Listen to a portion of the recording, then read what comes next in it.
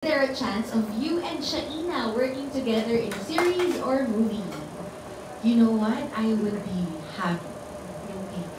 Pero during your busy days, hindi ka nakaramdam ng pagod. Kasi parang it's usual sa mga artista, di ba, na kapag sunod-sunod yung projects, yung iba na, na burn out, ganyan. Ikaw hindi ka nakafeel ng mga gano'n. There was a point na nag-burnout din ako. Kasi grabe yung taping before, wala mga cut-off eh. Diba? So, habang nagtitaping ka or nagsushooting ka, nagko-concert din ako, nagsushow ako. So, parang doble-doble yung work. Na-burnout din ako in some point. But then, mas mostly siguro is yung mga... Kasi nung medyo younger days mo, hindi mo kayang masyadong i-accept, hindi accept parang to understand yung mga below the belt na mga intriga. Mas maraming intriga before than now.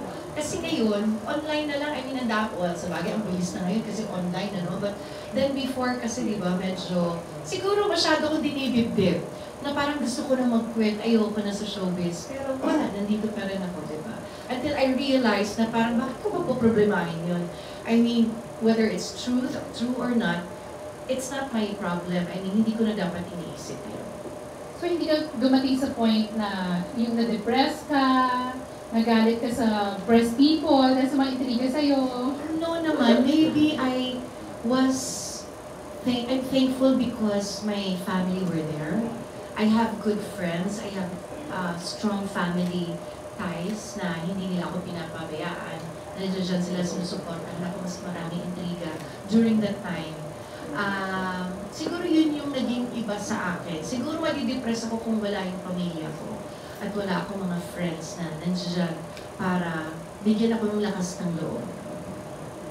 Last na lang, kasi alam natin yung utol kong Budyo, talagang nag-hit kayo ni Senator Robin Padilla. Oo naman. Is it possible na magsama ulit kayo? Ibalik yung tandem nyo sa movie?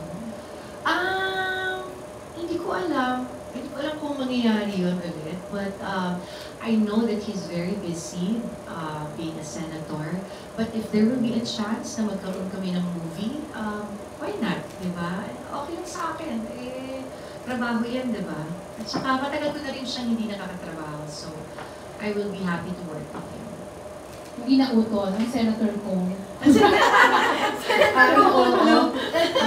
Thank you, Bina. Thank you so much. Thank you very much. Thank you, Ms. Janice Navita of Bulgar. Thank you, Janice. And as promised, kapag nag-comment kayo, susubukan namin basahin yan. At ito na nga, from Facebook, si Trisha Chu. Sabi niya, Miss Vina loves beaches. What kind of positivity do beaches give you? Oh yeah, okay. I'm an island girl. I grew up in Cebu. So, para sa akin, pag nasa-stress ako or to calm me, to calm my soul, I go to the beach. It really helps me a lot. Maybe it's because of the wave or yung parang, dahil lumaki ako sa probinsya, parang yun na yung, ko na parang, parang nakakamiss yung ganon. So, parang Nare-recharge ako during when I am by the beach and pag nasa beach person ako talaga. So nare-reminisce ko lang yung buhay namin sa Bugos, Cebu. So I guess kaya if I were to choose kung forest or beach ako. It's your safe space, your sanctuary. Yes. Okay, I hope that answers your question, Trisha Chu from Facebook. And ito naman, from MR from Facebook also. Do you see your daughter entering showbiz? Uy. Si Siana, medyo, before kasi she was very shy. And then pag may mga nakikita tao, parang palagi nagtatago. But now, when you ask her, Siana, do you want to be an actress or a singer? She just smiles at you and then, maybe. Let's see, gano'n na. So, medyo siguro, but not like, hindi siya sarado.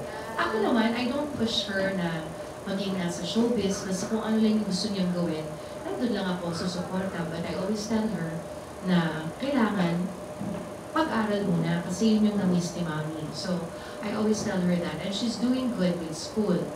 either first honors siya or second honors. So now she's in IB, Lasal. So she's doing well with school. So kung maka-apekto, wag naman, oo. So hindi pa naman. Sa feeling ko parang hindi pa. Oo. Pero nakikita ko na yung confidence niya. Kasi nagpe-pep squad na siya. Nasa cheerleader siya. So nakikita ko parang, ay, nakakatulong yan para sa kanya to have that confidence. And may konting exposure na rin siya here and there. Kasi I remember seeing her sa Star Mama Magic Day. Yung, like the Mother's Day special of Star Magic. Yes. I think you were with her, right? Oo. Yes. At saka pag tinatanong ako ng nanay nila, sabi, si Hana, tsaka ikaw pwedeng merong endorsement. Sabi ko, oo naman, go, go, go!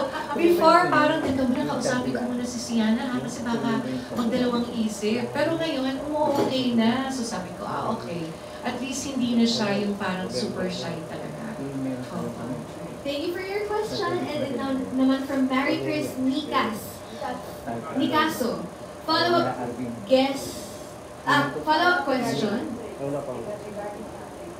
Regarding intrigues. Okay. Anong pinakamatinding intriga ang hinarap mo at bakit? Follow-up po kay Miss Janice. Naku, alam na alam niyo yan. Oo, kasi mga kaibigan ko itong mga nandito eh. Oo nga, ikaw na, Arnel. No, siguro, wait.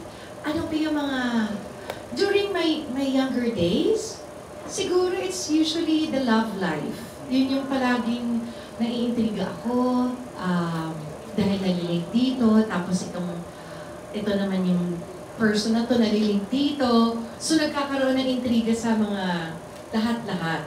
Hanggang, I don't know, I mean, minsan iniiyak ko na lang, pero wala parang dumadaan ka talaga sa ganong situation, di ba? Sa mga kabataan mo na umiibig ka o whatever. Yun. Usually, puro love life ang pinakamatinding intriga sa akin. Ang sa naaalala ko kasi wala naman akong nakakaaway na artista.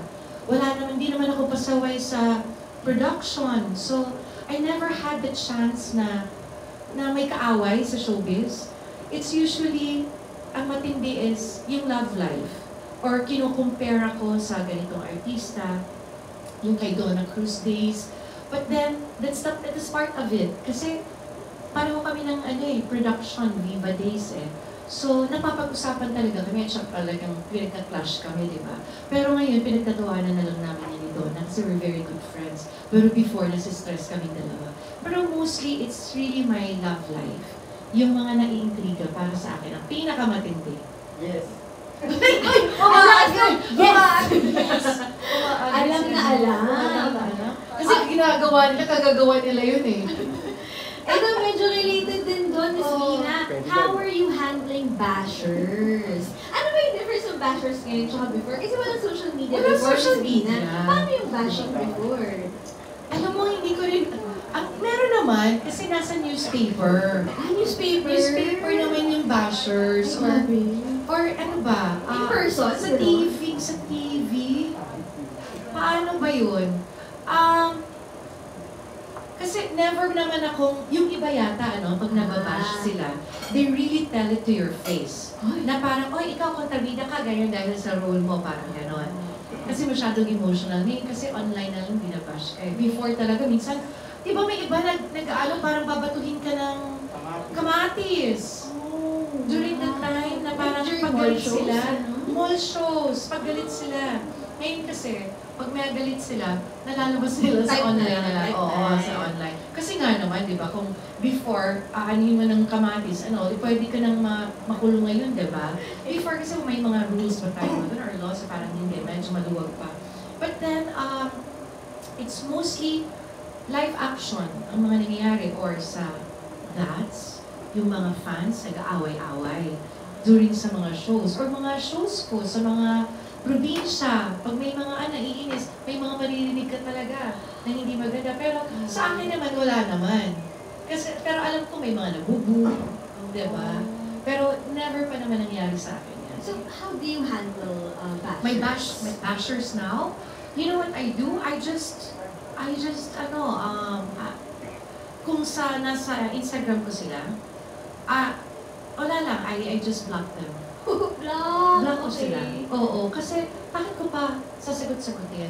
Minsan, pag siguro there was this time na nasagot ko, parang narealize ko, huwag na nga, i-block na nga lang. So wala na, hindi na lumaki ng lumaki. Pero sa akin, oo, bakit ko sila bibigyan ng chance or na mainis ako, di ba? Napatulan sila at lumaki.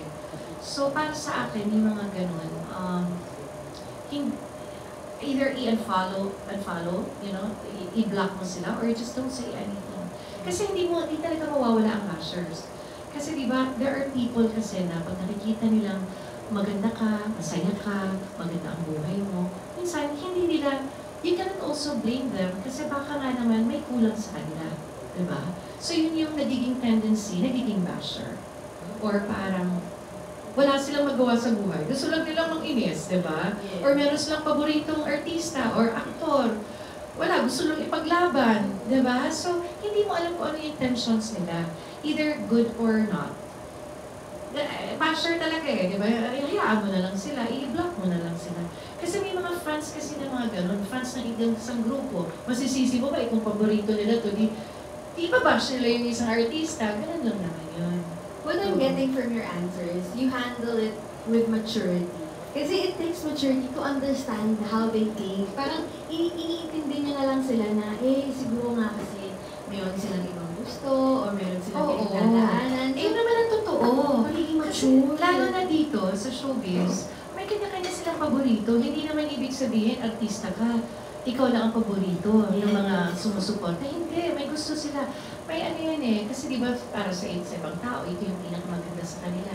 Ito yung pinakagwapo sa kanila. Pero sa akin, hindi naman siya gwapo. Alam mo yun, ganun lang talaga ang buhay. But then, dahil sa mas gusto nila to, tapos lalo na sa showbiz, pinagka-clash sila, so nang babash, diba? So, Block na. papatulan. You don't need that negativity in your life. Oo naman. Nakaka-wrinkles. Nakaka-wrinkles. Yan, bawal.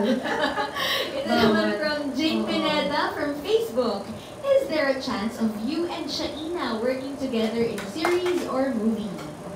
You know what? I would be happy and I am very excited if that would come. Hindi lang siguro sa teleserye, hindi in a movie. Yun, ang gusto ko kasi the last time was, I think, maalaala mo kaya? Magkapatid kami. Naalala ko, buntis siya nun. Siya pang buntis nun, ako buntis. Ay, siya pala yung buntis. Oo, so magkapatid kaming dalawa. And then, hindi na nasundan. But I am very happy with what's happening in her life. May project siya. Palagi, hindi siya nawawala ng projects. Tapos ngayon, rumaraket na din sa pagkanta. Kumakanta si Shaina. So yun, I'm really happy na she's doing well naman. And she's healthy. And ako, so ano man yung proyekto namin, magkanya-kanya man kami, or meron na kaming project together, I will be happy. Thank you. And now let's go to our next question. Going back to G. Triana of Malaya Business Insight. You sing, you dance, you act.